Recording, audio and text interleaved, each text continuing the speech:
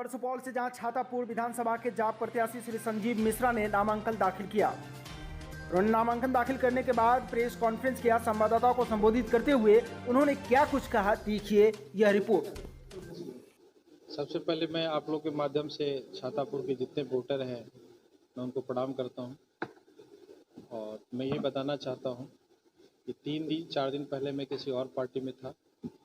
अब मैं जाप से यहाँ प्रत्याशी के रूप में माननीय राष्ट्रीय अध्यक्ष और सांसद भी रह चुके हैं और बिहार के जननायक नाम से जाने जाते हैं पप्पू यादव जी। उन्होंने मुझे सिंबल दे करके भेजा है और आज हमने नॉमिनेशन भी कर लिया है।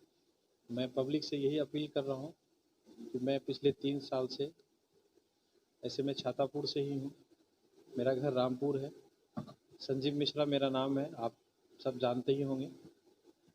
और पिछले 3 साल से मैं आप सबों के बीच काम कर रहा हूँ। मेरा उद्देश्य पॉलिटिक्स में आके पैसा कमाना नहीं है, मुझे छातापुर में कुछ काम करना है और मुझे आप सबका आशीर्वाद चाहिए, आप सबका समर्थन चाहिए। और हमारा जो छाप है वो कैची छाप है। जन अधिकार पार्टी और माननीय पप्पू यादव जी इस पार्टी के राष्ट्रीय अध्यक्ष हैं, उनका भी कार्यक्रम लगेगा और आज नॉमिनेशन हो गया। कल से हम लोग हर पंचायत, हर वार्ड में जाएंगे और आप लोगों के माध्यम से मैं यही अपील कर रहा हूँ, यदि संजीव मिश्रा ने कुछ छातापुर में किया होगा, अभी तो चूँकि मेरी शुरुआत है, हम किसी पद पे नहीं हैं और मेरे पास कोई गवर्नमेंट फंड नहीं है, लेकिन जो हमसे बन पाया, चाहे वो लॉकडाउन के पीरियड में हो या ऐसे किसी की छोटी छोटी समस्याएं हो, हमने काम किया है और आप लोग का समर्थन भरपूर मिल रहा है पब्लिक का। मैं देख रहा हूँ कल से कि मुझे लग रहा था कि जब सिंबल नहीं मिला कि हम इलेक्शन नहीं लड़े, लेकिन आप ही लोगों के कहने पे और आप लोगों ने बोला नहीं आपको इलेक्शन लड़ना चाहिए, आप लोगों का समर्थन मिला, आशीर्वाद मिला, आप लोगों ने बोला, फिर से आज हमने नॉमिनेशन दिया है कैची छाप से, जन अधिकार पार्टी से। आप लोग मुद्दा क्या होगा अभी बताते हैं, आप लोग का आशीर्वाद दीजिए, आप लोग समर्थन दीजिए। और कल से ये चर्चा भी चल रही है कि अब तीसरा मोर्चा स्टार्ट हो गया है और जो हर पंचायत से ये जानकारी हमको मिल रही है कि आप लोग चाहते भी थे कि जो राजद से कैंडिडेट है, बीजेपी से अलग कोई ऐसा आए जो हमारे पास ऑप्शन मिलेगा, वो ऑप्शन आपके पास है और आप हमें सपोर्ट करें। और मैं आपके साथ हूँ और आगे भी रहूँगा और जो मेरे लिए आदेश होगा आप सबका, मैं आपके साथ खड़ा उतरूँगा। किस मुद्दे को लेकर के आप जनता के बीच जाएंगे और किस मुद्दे को लेकर क्या कुछ करके जनता से आप वोट मांगेंगे? देखिए, हमारा जो मैनिफेस्टो तैयार हो रहा है, हो गया ऑलमोस्ट, कल तक हमारे पास आ भी जाएगा। उसमें सबसे पहला मुद्दा है हमारा शिक्षा का और उसकी नींव हमने 1 साल पहले डाली है, जो पैनोरमा पब्लिक स्कूल के नाम से आप लोग देख रहे हैं कि हमने सबसे पहला मुद्दा मेरा वही था। क्योंकि हम किसी पद पे नहीं थे, मेरे पास पैसा नहीं था, हमने एक बहुत बड़े स्कूल, सीबीएसई स्कूल का मेरा सपना भी था कि हमारे गांव के बच्चे सीबीएसई स्कूल में पढ़े, जो हमने बनाया है। उसके बाद सेकेंड ऑप्शन है समान शिक्षा प्रणाली, ताकि गुणवत्तापूर्ण शिक्षा प्राप्त हो। थर्ड है हमारा, जैसे भोजन जरूरी है वैसे स्वास्थ्य जरूरी है, इसीलिए हमने एक हॉस्पिटल भी यहाँ बनवाया है। चौथा है जर्जर सड़क को पक्कीकरण करना, जो आपने देखा होगा, अभी हम रोड तो नहीं बनाए लेकिन काफ़ी रोड को हमने मरम्मत भी किया है। अर्धनिर्मित पुलिया और सड़कों का नवनिर्माण, जो कि बहुत बड़ा मुद्दा है यहाँ छातापुर के लिए। छठा है जगह जगह टूटी नदी को बांधने की जरूरत है, ताकि बाढ़ से निजात मिल सके और किसान खुशहाल हो सके, क्योंकि किसान बहुत परेशान है यहाँ। गांव की सड़कों को मुख्य सड़क से जोड़ा जाएगा।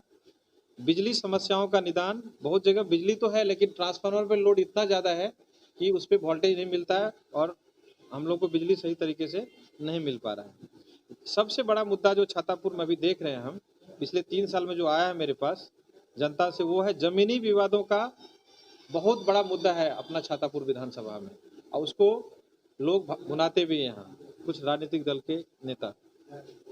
सरकारी अस्पतालों और प्रशासनिक शिक्षा केंद्र में ढांचों में सुधार, ये बहुत जरूरी है। हम लेके आएंगे रोजगार, कम होंगे बेरोजगार। उसके बाद हमारा नेक्स्ट मुद्दा है कृषि और उद्योग को बढ़ावा। कच्चे संसाधनों का निर्यात बंद होगा और लघु उद्योग पे हम लोग काम करेंगे। सामाजिक, आर्थिक और राजनीतिक अत्याचारों पर हुए मामलों पे निपटारा।